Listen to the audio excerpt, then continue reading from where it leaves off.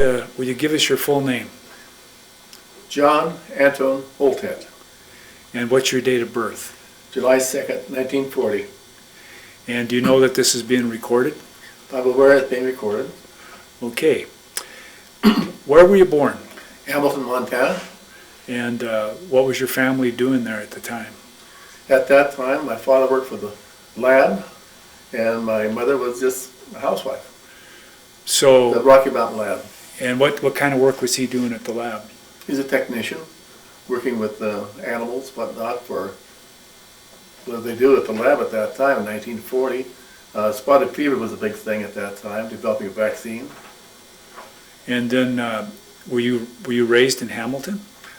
Actually, I was started out in Charlos Heights on the farm, and as the war progressed, my father was drafted in 1943. So at that time, my mother, birth mother, moved us to Tacoma, Washington with her mother, with my grandmother. And that existed until the end of the war. My father came back home, didn't like the family situation, went to court, had divorced my mother, and he took my custody. So I was raised by my father and my grandfather until I was 9. And where was that? This went back to Charlos Heights at the farm. In 1948, 1949, my father remarried a woman, Darby, who owned the bar. And he became a partner with the bar. In 1949, we moved to Darby. And I went to Darby High School from the grade 1 through grade 12. So when you talked about the farm at Charlos Heights, where exactly was that? It was just north of the Charlos Heights store off of 93. Okay, so north on that flat, On that straightaway. flat area. Yeah. We had 36 acres, as I recall. And cash crop with strawberries, apples. We had potatoes. That's probably, for the most part, our cash crops on the farm. So how long had your grandfather been there? Was he the first farmer there? I think Anton, my grandfather, moved there in 1937 on the farm, and Hank, my father, was with him at that time. Prior to that, my grandfather homesteaded in Weevil, Montana. His wife died at childbirth with my father. So Hank, my father, was raised in Canada until he was 9, and then he came back to Weevil. And at that time, Anton was breaking horses for the U.S. Army and driving stage. Then things went bad, and they all moved, and they became itinerant workers, traveling around picking apples or whatever work was available. Were they in Weebo when Theodore Roosevelt was there? You ever talk about that? I don't know. When he got in his bar fight there? Well, what was, so you went to Darby schools from the first through high school, first Right. grade through high school. So what was the name of the bar in Darby? Darmont Hotel and Bar. Darmont. And so that was part of your life while you were growing up. Yes. From the time I was 9 years old, that became my stepmother and my father's full focus. We had 3 restaurants in Darby. So Lorraine, my stepmother, seldom ever cooked. So I had charge accounts in all 3 restaurants. So I ate most all my meals, breakfast, lunch, and dinner, in one of those restaurants. I had What were the restaurants? Tin Cup Cafe was one, Uh-huh. Sargent's Cafe was another one, and Dotson Cafe was the other one. Pretty big in Darby. Yeah. So, do you remember any good experiences from those days when you were growing up around the bars and restaurants in Darby? No, I didn't know any different. So, looking retrospective back, yeah, it was kind of miserable. But at the time I was being raised, that was life. Yeah. So, When did you first start getting exposed to being in the outdoors? early on, hunting. Hunting? At that time, we had a lot of old timers, and we, at 12 or 13, we could getting a hunting license, and we'd go out and hunt, typically venison, and bring back a deer or two, and take them down to Cliff Shockley, the butcher, and he'd butcher them and give it to these old timers. So the game warden at that time never punched a hunting license, since he knew that we were hunting for these old timers.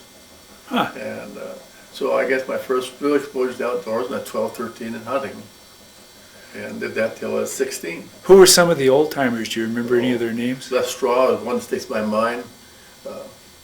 I can't recall others. Yeah. Were they old loggers or just? Well, hell, these people probably, because they were in the 60s and 70s, you know. Yeah. They were in their 60s and 70s. Yeah. So, what was your first exposure to the Forest Service? Well, always, because of the presence of Forest Service at Darby. You know, the Rangers, Ranger Station, so forth. In terms of my activity, was firefighting. When I was 17 or 18, I went on a fire in Hat Mountain in Idaho. And it was my first hands-on experience with the Forest Service as a ground pounder. No training, whatnot.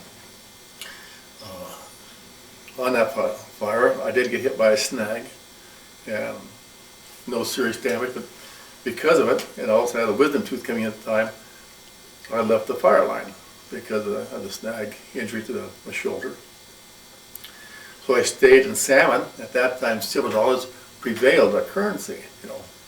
I had like $5 silver, got the salmon, needed a place to stay. So I saw this hotel down this alley, went down there and said, I need a room. I said, how much? He said, $3. I said, I got it. So I went up, he took me to a room. He said, George won't mind. George has this room permanently, but he's gone right now. So you can go and take George's room. So I took George's room, and he said, if you want to take a bath, because you're kind of, so he took me down the bathroom, and the bathtub was black. God, I said, oh, I think George won't mind. So I stayed that night there. Blaine Cook was a good friend. Blaine was a businessman and a good poker player with my father. So I always saw Blaine, and Blaine said, John, he said, I'll take care of your bus fare over to Darby, on the salmon stage, and I'll catch up with your dad to get paid. And I said, great. So off to Darby I went on the salmon stage. That was my first experience to the. So you figure you were about 17 then? 17, 18. Yeah. Well, it was the year of the quake. Okay. Quake Lake. Yeah.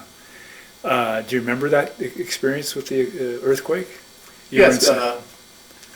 Prior to going to the Half Mountain Fire, we were in Salmon, Idaho at the ranger station, and they had a restroom up, kind of upstairs, and I was up there when apparently the quake hit.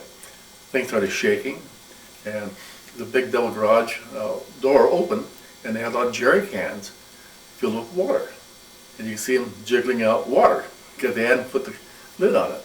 And that lasted, I don't know how long, but the three of us, I think there were three of us up in that restroom, washroom, left that and got outside and went to the building and so forth. Then it stopped. Yeah. But that was my prior to going to the fire on Hat Mountain.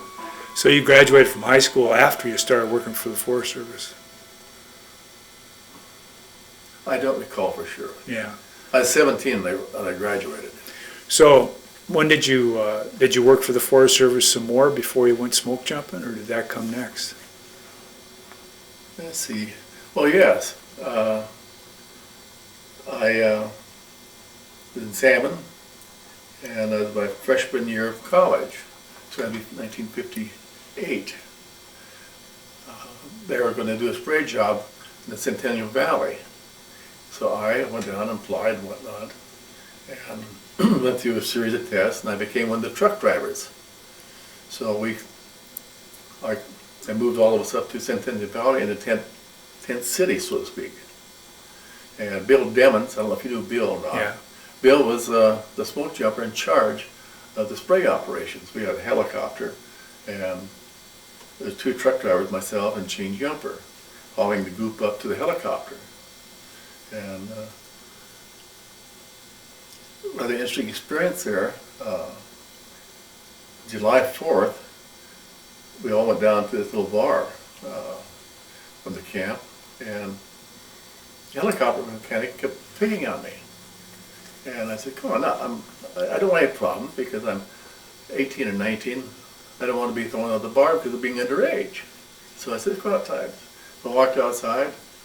I picked myself up. He hit me. And so he dusted off. We kind of made up, went back in.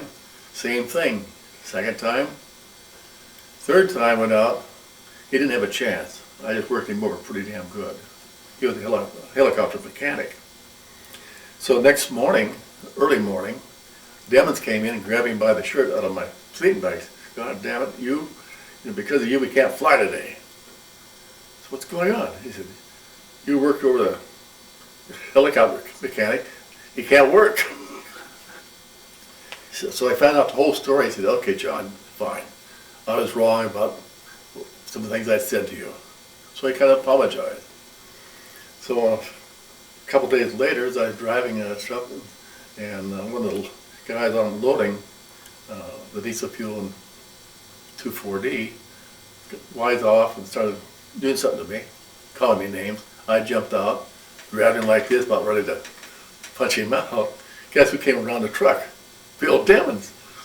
And I thought, oh shit, of all the times that... So Demmons saw what was going on. He just turned on and walked off. And I dropped what I was going to do to Jim Barroso, because of his name, and that we went on to do our work. And later on, Demmons said, damn it, John. He said, I'm sorry, I walked around that truck at the wrong time. You really should have took care of him.